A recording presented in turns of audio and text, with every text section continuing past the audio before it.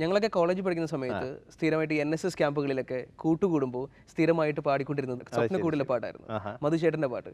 Okay. മലർക്കിളി. മലർക്കിളിയുടെ ഇവിടെ അത് ഞാനും ഫഹദും പിന്നെ ഒരു സിംഗറും കൂടി എനിക്ക് തോന്നുന്നു അഫ്സലാണെന്ന് തോന്നുന്നു. അല്ല വിധു, ഞങ്ങൾ 3 പേരും കൂടിയാണ് അത് പാടിയത്. ഓക്കെ, ആ പാട്ടിനെ കുറിച്ച് ഒന്ന് പറയുകയാണെങ്കിൽ. ആ പാട്ട് ശ്രീ മോഹൻ സിത്താരയുടെ സംഗീതത്തിലാണ്. മോഹൻ ചേട്ടൻ എനിക്ക് വളരെ നല്ല പാട്ടുകൾ തന്നിട്ടുണ്ട്. ഞാൻ മോഹൻ ചേട്ടന് വേണ്ടി ആദ്യമായിട്ട് പാടുന്ന പാട്ടാണ് ശരിക്കും പറഞ്ഞാൽ ഇത് എന്ന് എനിക്ക് തോന്നുന്നു, മലർക്കിളിയുടെ. അതിനുശേഷം ഇത് പക്ഷേ ഓരോരോ പോർഷനായിട്ടാണ് എടുത്തത്. എനിക്ക് പാടാനുള്ള പോർഷൻ വേറെ സെപ്പറേറ്റ് ലൈൻസ്. എനിക്ക് പാടേണ്ട വരികൾ മാത്രമാണ് ഞാൻ പാടിയിട്ടുള്ളത്. ഫുള്ളായിട്ട് പാടിയിട്ടില്ല. വീട്ടിൽ സംസ്ഥാന അവാർഡ് ഉണ്ടാവുക അതൊരു വലിയ ബഹുമതിയാണ്. നമുക്കും കിട്ടി അങ്ങനെ വരണം. തീർച്ചയായിട്ടും. അമ്മയെ കുറിച്ച് പാടി. അതെ. വാൽക്കണ്ണാടി 2002 കേരള സ്റ്റേറ്റ് അവാർഡാണ്. അത് എൻ്റെ മ്യൂസിക് ചെയ്തിരിക്കുന്നത് ശ്രീ MJ ചന്ദ്രനാണ്. ഏറ്റവും നല്ല പാട്ടുകൾ മധു ബാലകൃഷ്ണൻ്റെതായിട്ട് വന്നിരിക്കുന്നത് മലയാളത്തിൽ എനിക്ക് തോന്നിയിരിക്കുന്നു MJ ചന്ദ്രൻ്റെയാണ്. തീർച്ചയായിട്ടും. മലയാളത്തിൽ എനിക്ക് അനേകം നല്ല ഗാനങ്ങൾ ഞാൻ കുട്ടൻചേട്ടൻ എന്നാണ് വിളിക്കുന്നത് ശ്രീ MJ ചന്ദ്രനെ. അദ്ദേഹം എനിക്ക് കുറേ നല്ല ഗാനങ്ങൾ എനിക്ക് മലയാളത്തിൽ സമ്മാനിച്ചിട്ടുണ്ട്. അതുകൂടാതെ വിദ്യാസാഗർ സാറ്, രാജ സാർ, അവരും മോഹൻ ചേട്ടൻ, പ്രത്യേകിച്ച് മോഹൻ ചേട്ടൻ, പേണി ഇഗ്നീഷ്യസ്, അവരെല്ലാം എനിക്ക് നല്ല നല്ല ഗാനങ്ങൾ സമ്മാനിച്ചിട്ടുണ്ട്. വാൽക്കണ്ണാടിയിലെ പാട്ടിലേക്ക് തിരിച്ചു വന്ന. തീർച്ചയായിട്ടും. വാൽക്കണ്ണാടി ആ പാട്ട് പാടാനായിട്ട് കുട്ടൻചേട്ടനെ വിളിക്കുമ്പോൾ മധു ഒരു ഉഗ്രം പാട്ടുണ്ട്, അതിന് മിക്കവാറും അവാർഡ് കിട്ടുന്ന ഒരു പാട്ടാണ്. അത്രയ്ക്കും ശ്രദ്ധിച്ച് വേണം അത് പാടാൻ. തിരുവനന്തപുരത്താണ് എൻ്റെ റെക്കോർഡിംഗ് നടന്നത്, SS ഡിജിറ്റൽ സ്റ്റുഡിയോയിൽ. അപ്പോൾ അവിടേക്ക് വരാൻ പറഞ്ഞു. ഞാൻ അവിടെ ചെന്നു, പാട്ട് എഴുതി. അത് ശ്രീ S രമേശൻ നായരാണ്, രമേശ് ചേട്ടനാണ് അതിൻ്റെ വരികൾ എഴുതിയിട്ടുള്ളത്. അതിൻ്റെ വാക്കുകളെല്ലാം വളരെ ചടുലമായിട്ടുള്ളതാണെങ്കിലും അതിൻ്റെ മ്യൂസിക് വളരെ എന്താ പറയുക, ഒരു അമ്മയോടും ഒരു ദേവിയോടും ഉള്ളൊരു ഭക്തി, ഒരു വിങ്ങൽ. അത് ആ വിങ്ങൽ കൂടാതെ തന്നെ ഒരു ഉള്ളിൽ നിന്നുള്ളൊരു ഭക്തി, അതുകൂടാതെ നമുക്കൊരു എനർജി ഉണ്ടാക്കുന്ന ഒരു പാട്ടും കൂടിയാണ്. കാരണം ആ പാട്ടിൻ്റെ താളവും സ്പീഡും ഒരു സ്പീഡായിട്ടുള്ളൊരു മെലഡിയാണത് ശരിക്കും. നമ്മളിലേക്ക് എന്തോ ഒരു പ്രവാഹം. തീർച്ചയായിട്ടും. എൻ്റെ അടുത്ത് എൻ്റെ ബ്രദറിനല്ലോ ശ്രീശാന്ത്, കളിക്കാൻ പോകുന്നതിന് മുമ്പ് ഈ പാട്ട് കേൾക്കാറുണ്ടെന്ന് പറയും. ഗ്രൗണ്ടിൽ ഇറങ്ങുന്നതിന് മുമ്പ് ഒരു എനർജി ക്രിയേറ്റ് ചെയ്യുന്നുണ്ട് എന്ന് പറയാം ആ പാട്ട് കേൾക്കുമ്പോൾ. തീർച്ചയായിട്ടും കേട്ടുകൊണ്ടിരിക്കുന്നവർക്ക് ഒരു എനർജി ഉണ്ടാക്കാൻ വേണ്ടിയിട്ട് നമുക്ക് ആ പാട്ടൊന്ന് പാടാം. തീർച്ചയായിട്ടും. അമ്മേ അമ്മേ കണ്ണീർ തെയ്യം തുള്ളും നെഞ്ചിൽ തീയായി നോവായാടി തളര, മീനം പൊള്ളും വേനൽ തോറ്റം കൊള്ളും മണ്ണിൽ മെയ്യായി പൊയ്യായി മാറി ചൊരിയ, ചടുല നടനമോട് ചുടല നടുവിലിടി പടഹമിടയുമാറ്, ഉടലും ഉയിരുമേരി കനലിൽ ഉരുകിയൊരു മധുര രുധിരമാണ്. അമ്മേ അമ്മേ അമ്മേ അമ്മേ അമ്മേ കണ്ണീർ തെയ്യം തുള്ളും നെഞ്ചിൽ തീയായി നോവായാടി തളര. തുടക്കം തന്നെ ഇങ്ങനെ ഞെട്ടിച്ചുകൊണ്ടാണ് അമ്മ അമ്മ എന്നുള്ള പാട്ട് തുടങ്ങുന്നത്. നമ്മൾ പ്രതീക്ഷിക്കില്ല അല്ലേ? അതെ, ഈ പാട്ടും അതേ ഞാൻ പാടിയിട്ടുള്ള രാവേറിയായി പൂവേ, ഇത് രണ്ടും തുടക്കം മുതൽ അവസാനം വരെ എവറസ്റ്റ് കൊടുമുടിയിലാണ്, ഹൈ പിച്ചിലാണെല്ലാം, താഴത്തേക്ക് വരുന്നില്ല അത് രണ്ടും. അതിൻ്റെ പ്രത്യേകത എനിക്ക് തോന്നുന്നു. അതുകൊണ്ട് തന്നെ ആ പാടിയത് ആരാണ് എന്ന ആളുകൾ പ്രത്യേകിച്ച് എടുത്തു ചോദിക്കാനായിട്ട് ചാൻസ് ഉണ്ട് ഇല്ലേ? തീർച്ചയായിട്ടും. അതെ, അത് എന്താ പറയുക, രണ്ടും ഈ അമ്മ എന്നുള്ളതും തുടക്കം മുതൽ അവസാനം വരെ ഒരേ അവിടെ നിന്ന് മുകളിലേക്ക് പോകുന്നതല്ലാതെ താഴത്തേക്ക് ഇറങ്ങുന്നില്ല. രാവേറിയായി പൂവേ അതുപോലെ തന്നെയാണ്. അപ്പോൾ ചിലവർ പറയാറുണ്ട് രാവേറിയായി പൂവേ കേൾക്കുമ്പോൾ അതൊരു ചരണത്തിൽ നിന്ന് തുടങ്ങിയ പോലെയുണ്ട് എന്ന് പറയാറുണ്ട്. ഒരു വെറൈറ്റി ആയിട്ടുള്ളൊരു സോങ് ആണ് രണ്ടും. അത് അമ്മയമ്മ അതെ, രാവേറിയായി പൂവേ അതെ. സംസ്ഥാന അവാർഡ് എന്ന് പറയുന്നത് ഒരു വലിയ അംഗീകാരമാണ്. തീർച്ചയായിട്ടും. അതെ. ആ സമയത്ത് എന്തായിരുന്നു ഒരു പ്രതികരണം? എന്തായിരുന്നു? ഒന്നിലും അധികമായിട്ട് ഞാൻ ആഹ്ലാദിക്കാറില്ല. കിട്ടുമ്പോൾ അത് ദൈവത്തിന് നന്ദി പറയാറുണ്ട്. മനസ്സെപ്പോഴും ഞാൻ സ്റ്റഡി ആയിട്ട് അങ്ങനെ നിർത്താനാണ് ഞാൻ എപ്പോഴും ആഗ്രഹിക്കുന്നത്. അതുപോലെയാണ് നിർത്താറുള്ളത്. നമുക്കിനി വിദ്യാസാഗറിനെ കുറിച്ച് പറഞ്ഞു ഒരല്പം മുൻപ്. വിദ്യാസാഗർ ഒരുപാട് പ്രിയപ്പെട്ട പാട്ടുകൾ തന്നിട്ടുണ്ട്. ഒരു സിനിമ തീരുന്നത് ഒരു പാട്ടിലാണ്. ആളുകൾ ആ പാട്ട് ഏറ്റെടുക്കുമ്പോഴാണ് ആ സിനിമ വിജയിക്കുകയും ചെയ്തത്. ആ പാട്ടിനെ കുറിച്ച്, ക്ലൈമാക്സിൽ വരുന്ന റോക്ക് ആൻഡ് റോളിലെ പാട്ട്. റോക്ക് ആൻഡ് റോൾ, ഈ രാവേറിയായി പൂവേ എന്നുള്ള പാട്ട് ചെയ്തിട്ടുള്ളത് ഇതിലാണ്, മാണ്ട് രാഗത്തിലാണ്. അത് ശരിക്കും പറഞ്ഞാൽ മാണ്ടിൽ വേറൊരു പാട്ടുണ്ട് രവീന്ദ്ര മാഷ് ചെയ്തിട്ടുള്ളത്. സായന്തനം ചന്ദ്രിക ലോലമായി. അതേ രാഗം തന്നെയാണ് രാവേറെയായി പോയി. പക്ഷെ നമുക്ക് അത് കേട്ട് കഴിഞ്ഞാൽ തമ്മിൽ ഒരു സാമ്യം തോന്നുന്നു. സാമ്യം തോന്നില്ല. പക്ഷേ രണ്ടും ഒരു രാഗമാണ്. രാവേറെയായി പൂവേ, അത് ഞാൻ പറഞ്ഞില്ല, നേരത്തെ പറഞ്ഞ പോലെ ഒരു ലെവലിൽ നിന്ന് മുകളിലേക്കാണ്. സായന്തനം എന്നുള്ളത് വളരെ ലോ റേഞ്ചിലുള്ള പാട്ടാണ്. അപ്പോൾ നമുക്ക് ആ പാട്ടൊന്ന് പാടാം. തീർച്ചയായിട്ടും. ഓക്കെ. രാവേറെയായി പൂവേ പൊൻചെമ്പനീർ പൂവേ ഒരു യാത്രികനീ വഴി പോകെ നനുത്തൊരു കാൽ പെരുമാറ്റം കേട്ടുണരു ഇരുൾ വീണ മനസ്സിലൊരിത്തിരീരൻ പൂവിരൽ തൊട്ടുഴിയൂ.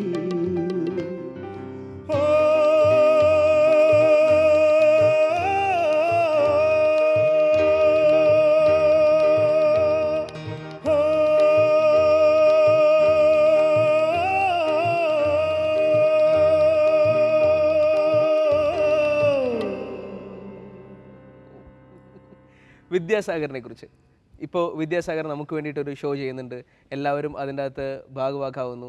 എന്താണ് വിദ്യാസാഗറിനെ കുറിച്ച്? രാജാ സാർ ഞാൻ വളരെയധികം ആരാധിക്കുന്ന, ഞാൻ അങ്ങനെ ആരാധിക്കാൻ തുടങ്ങിയ എങ്ങനെയാണെന്ന് വെച്ചാൽ എൻ്റെ അച്ഛന് വലിയ ആരാധനയായിരുന്നു രാജാ സാറിനോട്.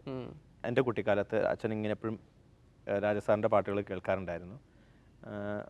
അപ്പോൾ എൻ്റെയും വലിയൊരു ആഗ്രഹമായിരുന്നു രാജാ സാറിനെ കാണണം.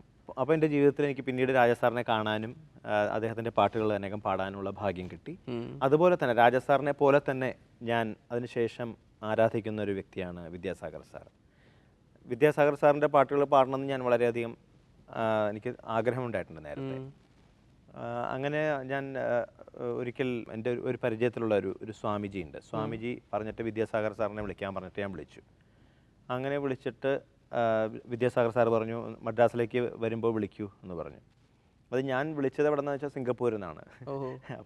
അപ്പോൾ പറഞ്ഞു എന്താ നമ്മ ഊരിൽ എന്ത് കൂപ്പിട മാട്ടിയാ, വെളിയൂർ പോയി നാം കൂടിയാ, അങ്ങനെ ചോദിച്ചു. അപ്പോൾ ഞാൻ ഇല്ല സാർ ഞാനിപ്പോൾ ഒരു പ്രോഗ്രാമിന് വന്നതാണ്, അപ്പോഴാണ് ഇങ്ങനെ സ്വാമിജി പറഞ്ഞിട്ട് വിളിച്ചതാണ് എന്ന് പറഞ്ഞു. അങ്ങനെ ഒന്ന് രണ്ടാഴ്ച കഴിഞ്ഞപ്പോഴത്തേക്കും മദ്രാസിലേക്ക് വരാൻ പറഞ്ഞു. അങ്ങനെയാണ് ഞാൻ ചെന്നപ്പോൾ കനാ കണ്ടേനടി തോഴി, ആ പാട്ട് ആദ്യമായിട്ട് വിദ്യാസാഗർ സാറിന് വേണ്ടി പാടുന്ന പാട്ടാണ്. ആ പാട്ട് ഒരു വലിയ ഹിറ്റാവുകയും ചെയ്തു. ഈ പാട്ട് ഞാൻ പാടിയത് എങ്ങനെയാണെന്ന് വെച്ചാൽ വെറും റിതവും പിന്നെ അതിൻ്റെ കോഡ്സും മാത്രം വെച്ചിട്ടാണ് ഞാൻ പാടിയത്. ഇതെല്ലാം കഴിഞ്ഞ് കുറച്ച് നാൾ കഴിഞ്ഞ് അന്ന് ശ്രീശാന്തൊന്നും ടീമിലേക്ക് വന്നിട്ടില്ല. അപ്പം ഞാനും ശ്രീശാന്തും കൂടി ഇങ്ങനെ കാറിൽ പോയി മഹാരാജാസ് ഗ്രൗണ്ടിൽ പ്രാക്ടീസിന് പോകാറുണ്ട്. അങ്ങനെ ഒരിക്കൽ ഞാൻ പിക്ക് ചെയ്ത് അവിടുന്ന് പ്രാക്ടീസ് കഴിഞ്ഞ് പിക്ക് ചെയ്ത് വരുമ്പോൾ ഇതിൻ്റെ CD റിലീസായോ എന്ന് ചെക്ക് ചെയ്യാൻ വേണ്ടി മ്യൂസിക് വേൾഡിൽ കയറി. അപ്പോൾ നോക്കിയപ്പോൾ പാർത്ഥിപൻ കനവിൻ്റെ അതാണ് സിനിമയുടെ പേര്, അത് എൻ്റെ CD റിലീസായിട്ടുണ്ട്. അത് വാങ്ങിച്ച് കാറിലിട്ട് ഇങ്ങനെ വോളിയത്തിൽ വെച്ച് കേട്ടപ്പോഴാണ് ഞാൻ കേട്ടപ്പോൾ ഈ പാട്ട് ഇത്രയും ഇങ്ങനെയാണ് ഇരിക്കണത് എന്ന് തോന്നിപ്പോയത്. കാരണം ഞാൻ വെറും ക്ലിക്കും കോഡ്സും വെച്ചാണല്ലോ പാടിയത്. അപ്പോൾ ആ ഒരു അവസ്ഥയിലാണ് എനിക്ക് ഓർമ്മയുള്ളൂ. പിന്നെ ഈ ഫുൾ ഓർക്കസ്ട്രയെല്ലാം വന്നപ്പോഴത്തേക്കും അതിൻ്റെ മനോഹാരിത അങ്ങോട്ട് 100 മടങ്ങ് വർദ്ധിച്ചു. അപ്പോൾ വളരെ അത് വോയിസൊക്കെ നല്ല രീതിയിൽ നല്ല ഇമ്പോർട്ടൻസ് കൊടുത്തുകൊണ്ട് തന്നെ സാർ അത് ചെയ്തിട്ടുണ്ട്. അതാണ് ഞാൻ സാറിന് വേണ്ടി ആദ്യമായിട്ട് പാടുന്ന പാട്ട്. അതൊരു വലിയ ഹിറ്റാവുകയും ചെയ്തു ദൈവത്തിൻ്റെ അനുഗ്രഹം കൊണ്ട്. തീർച്ചയായിട്ടും പാർത്ഥിപൻ കനവ് എന്ന സിനിമയിലെ ഈ പാട്ട് ഒരുപാട് മലയാളികളുടെയും ഏറ്റവും ഫേവറേറ്റ് സോങ്സിലൊന്നായിട്ട് എൻ്റെ അടുത്ത് പറഞ്ഞിട്ടുണ്ട്. നമുക്ക് ആ പാട്ട് എല്ലാവർക്കും വേണ്ടിയിട്ടൊന്ന് പാടാം. കനാ കണ്ടേനടി തോഴി, കനാ കണ്ടേനടി, കനാ കണ്ടേനടി, കനാ കണ്ടേനടി, കനാ കണ്ടേനടി, കനാ കണ്ടേനടി, കനാ കണ്ടേനടി. ഉൻവിഴി മുതൽ മൊഴി വരെ മുഴുവതും കവിതകൾ അകമെതു പുറമെതു പുരിந்தது പോലെ കനാ കണ്ടേനടി. ഉൻമുടി മുതൽ അടിവരെ മുഴുവതും ഇനിമകൾ സുവയതു സുഖമെതു അറിந்தது പോലെ കനാ കണ്ടേനടി തോഴി, കനാ കണ്ടേനടി. മധു ബാലകൃഷ്ണൻ എന്ന ഗായകൻ്റെ ഏറ്റവും വലിയ പ്രത്യേകതയായിട്ട് പലരും പറഞ്ഞു കേട്ടിട്ടുള്ളൊരു കാര്യം, നല്ല സ്ഫുടതയുണ്ട്, നല്ല തെളിച്ചമുണ്ട്, കാര്യങ്ങൾക്ക് പറയുന്ന പാട്ടിന് അല്ലെങ്കിൽ പറയുന്ന വാക്കിന് ഭയങ്കരമായൊരു വ്യക്തതയുണ്ടെന്ന്. അത് ഒന്നുകൂടി ഉറപ്പിക്കുന്ന ഒരു പാട്ടായിരുന്നു പെരുമഴക്കാലത്തിലെ പാട്ട് ചെന്താർമിഴി. ആ വാക്ക് പറയുമ്പോൾ തന്നെ ഒരു സുഖം ഉണ്ടായിരുന്നു. പെരുമഴക്കാലത്തിലെ പാട്ടുകളിലേക്ക് വരികയാണെങ്കിൽ പെരുമഴക്കാലം, അത് ചിത്ര ചേച്ചിയുടെ കൂടെയുള്ള ഒരു നല്ല സോങ് ആണ്. അത് വളരെയധികം മലയാളികൾക്ക് ഇഷ്ടമുള്ള ഒരു ഗാനമാണ്. കുറേ ഇത് പാട്ട് റിലീസ് ചെയ്തതിന് ശേഷം കുറേ പേരുടെ അടുത്ത് നിന്ന് എനിക്ക് നല്ല കമൻസ് കിട്ടിയിട്ടുണ്ട്. ഇത് കുട്ടൻചേട്ടൻ്റെ തന്നെ സംഗീതമാണ്. ഞാൻ ആ വാക്കുകൾ ഉച്ചരിക്കുന്നതിൽ കൂടെ കുറച്ച് കുട്ടൻചേട്ടൻ്റെയും കൂടി പങ്കുണ്ട്. അത് നന്നാക്കിയത് കുട്ടൻചേട്ടൻ പറഞ്ഞു തന്നു. ചെന്താർ മിഴി തന്നെ പാടണം എന്ന് പറഞ്ഞ അങ്ങനെ കുട്ടൻചേട്ടൻ ചില കുറേയൊക്കെ കുട്ടൻചേട്ടൻ തന്നെ ആ അക്ഷരത്തിൻ്റെ കാര്യങ്ങളിലും ശ്രദ്ധിച്ചു. അങ്ങനെ അതെനിക്ക് വളരെയധികം ഹെൽപ്പ് ചെയ്തിട്ടുണ്ട്. നല്ലൊരു പാട്ടാണത്. തീർച്ചയായിട്ടും പാടാം നമുക്ക്. ചെന്താർമിഴി പൂന്തേൻ മൊഴി കണ്ണിനു കണ്ണ എൻ കൺമണി ചെന്താർമിഴി പൂന്തേൻ മൊഴി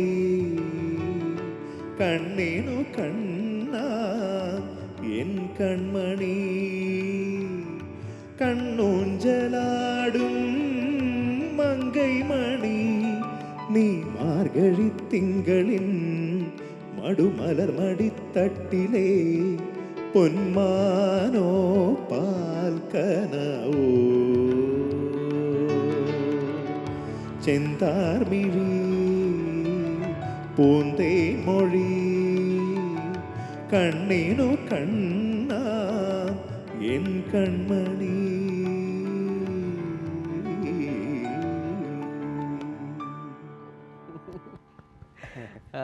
നമ്മുടെ പാട്ടുകൾക്ക് നമ്മുടെ സിനിമയിലെ നായകന്മാർ അതിനൊത്ത് പാടി അഭിനയിക്കുന്നു. അതൊക്കെ തീർച്ചയായിട്ടും നമ്മൾ ഒരുപാട് ആവേശത്തിലാക്കുന്ന കാര്യങ്ങളാണ്. ആ നിലയ്ക്ക് നോക്കുകയാണെങ്കിൽ ഇന്ത്യയിൽ നിന്നല്ല ലോകത്തിലെ തന്നെ ഏറ്റവും ഒരു മനുഷ്യനെ ഇങ്ങനെ ആവേശത്തിൽ ആറാടിക്കാനായിട്ട് പറ്റിയ ആളെന്ന് വെച്ചാൽ അത് രജനീകാന്താണ്. തീർച്ചയായും രജനീകാന്തിന് വേണ്ടിയിട്ട് മധു ബാലകൃഷ്ണന്റെ ശബ്ദം അതൊരു വലിയ വലിയ വലിയ അംഗീകാരമാണല്ലേ? തീർച്ചയായിട്ടും അത് വലിയൊരു ദൈവത്തിന് അനുഗ്രഹമായിട്ട് ഞാൻ കരുതുകയാണ്. എൻ്റെ ജീവിതത്തിലൊരു ഒരു നാഴികക്കല്ലാണ് അത്. ശരിക്കും രജനി സാറിന് വേണ്ടി പാടാൻ സാധിച്ചു. അത് പ്രത്യേകിച്ച് വിദ്യാസാഗർ സാറിൻ്റെ സംഗീതത്തിൽ. പിന്നെ ഞാൻ കൂടെ ആലപിച്ചത് ആരുടെ കൂടെയാണെന്ന് ചോദിച്ചാൽ അതാണെങ്കിൽ അത് വളരെയധികം സന്തോഷമുള്ള കാര്യമാണ്. എന്നെ സംബന്ധിച്ചിടത്തോളം വലിയ ഭാഗ്യമാണ് ശ്രീമതി ആശാ ഭോസ്ലെജിയുടെ കൂടെ പാടാൻ സാധിച്ചത്.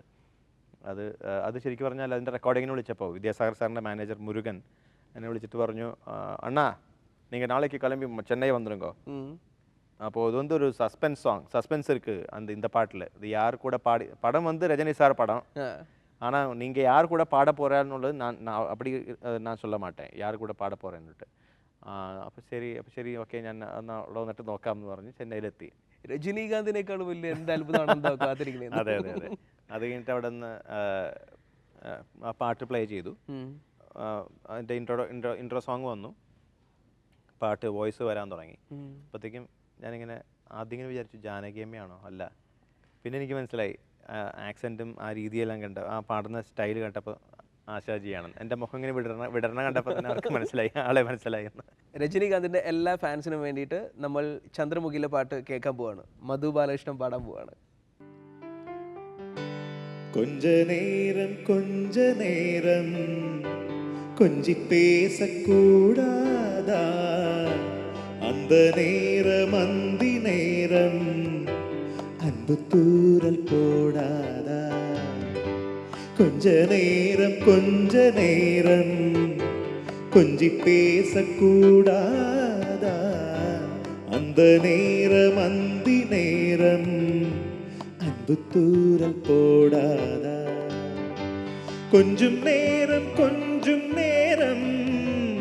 எல்லை மீறக்கூடாதா, இந்த நேரம் இன்ப நேரம் இன்னுം கொஞ்சம் നീളാതാ. പാട്ടിൻ്റെ രുചി നുണഞ്ഞുകൊണ്ടേ ഇരിക്കുകയാണ് നമ്മൾ. പക്ഷേ ഇനി ശരിക്കുമുള്ള കുറച്ച് രുചിക്കൂട്ടുകളിലേക്ക് പോയാലോ? നമുക്ക് വേഗം തിരിച്ചു വരാം.